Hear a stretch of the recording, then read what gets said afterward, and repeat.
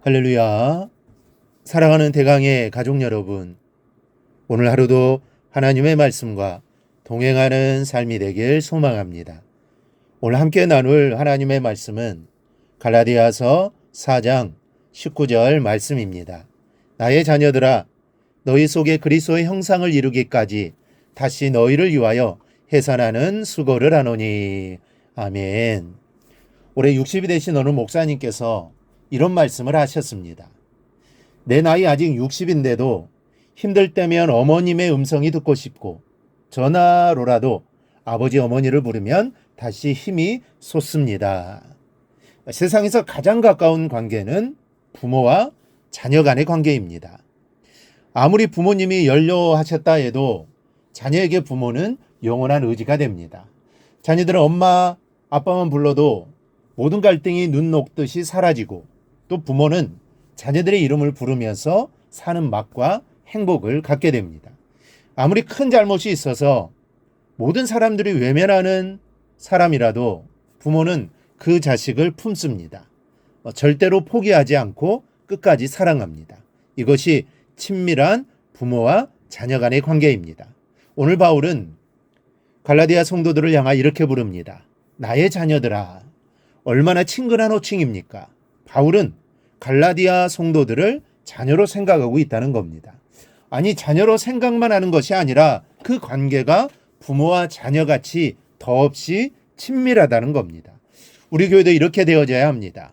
목회자와 성도 간의 관계, 또 믿음의 선배와 후배 간의 관계가, 또 성도와 성도 간의 관계가 부모와 자녀의 관계처럼 친밀해야 됩니다.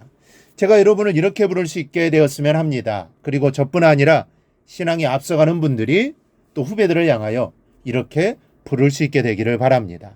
그렇게 되려면 19절의 말씀이 우리 가운데 이루어져야 합니다. 나의 자녀들아, 너희 속에 그리스도의 형상을 이루기까지 다시 너희를 위하여 해산하는 수고를 하노니. 이렇게 되려면 먼저는 부모에게는 자녀를 향한 환상이 있어야 합니다.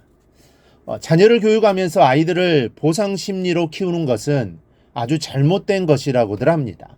내가 배우지 못했으니까 내 자식은 무슨 일이 있어도 유학까지 다녀오게 해야지. 내가 법대를 향한 목표를 이루지 못했으니까 내 아들은 꼭 사법고시를 패스시켜야지. 내가 자랄 때 못 먹고 자랐으니 내 자녀들은 먹는 것만큼은 마음껏 먹도록 해야지.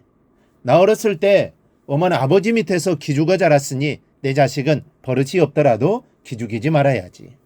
이렇게 자신이 이루지 못한 일들을 자녀를 통하여 대리만족을 얻으려 하는 것이 보상심리인데, 그러나 이렇게 되면 아이에게 주어진 독특한 재능이 부모의 교육 노선과 혼선이 되면서 결국은 아이가 실패와 성공을 떠나서 만족하지 못하는 불행한 삶을 살아가게 됩니다.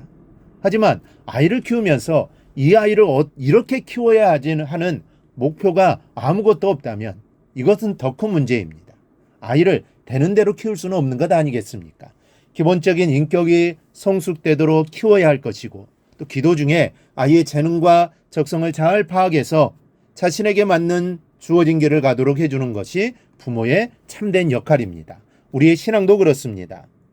누군가 교회 공동체 안에 발을 들어놓았다면 그 형제나 자매의 모습에서 우리는 예수 그리스도의 모습을 보아야 합니다.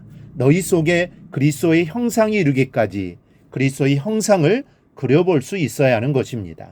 지금 현재의 모습으로 보지 말고, 지금 현재는 아무것도 모르는 부족한 모습이지만 자녀의 어린 눈빛 속에서 장래 인물을 기대하는 그 마음으로 우리는 새 가족들을 통해서 언젠가 정해진 때에 드러나게 될 예수님의 형상을 그려보며 기대해 주어야 한다는 사실입니다. 그럴 때 믿음의 공동체인 교회가 든든히 세워지게 되는 겁니다. 우리 모두 이러한 기대를 가지고 성도를 바라보는 삶이 되기를 바랍니다. 둘째는 해산하는 수고가 필요합니다.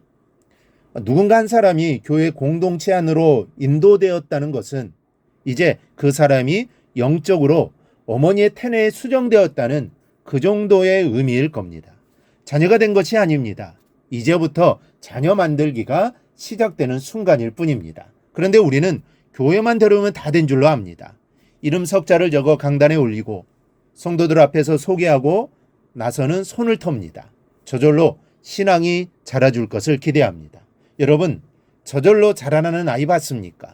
적어도 10달을 뱃속에 넣고 있어야 하고 엄마의 몸에서 내어놓은 후에도 일일이 시중 들기를 7, 8년은 해야 자기 앞가림을 하게 되고 20년은 키워야 사람 노릇을 하지 않습니까? 우리의 신앙도 그렇습니다. 처음엔 예배 시간마다 미리 찾아가 준비시키고 기다렸다가 데려오고 교회 안에서도 곁에 붙어 앉아서 신앙생활의 기본을 성경과 찬송가 찾기부터 차근히 가르쳐주고 신앙의 전맛을 알 수 있게 매일 빼놓지 않고 이름 석자를 부르며 기도해주고 시시때때로 격려하며 키워나가야 하는 것입니다. 오죽하면 바울이 이 수고를 해산하는 수고라고 표현했겠습니까? 자녀 만들기가 쉬운 일이 아닙니다. 그러나 그렇다고 이것을 짐으로 여기면 안 됩니다. 기쁨으로 하는 것입니다. 제대로 된 부모는 자녀 키우는 것을 짐으로 생각하지 않습니다.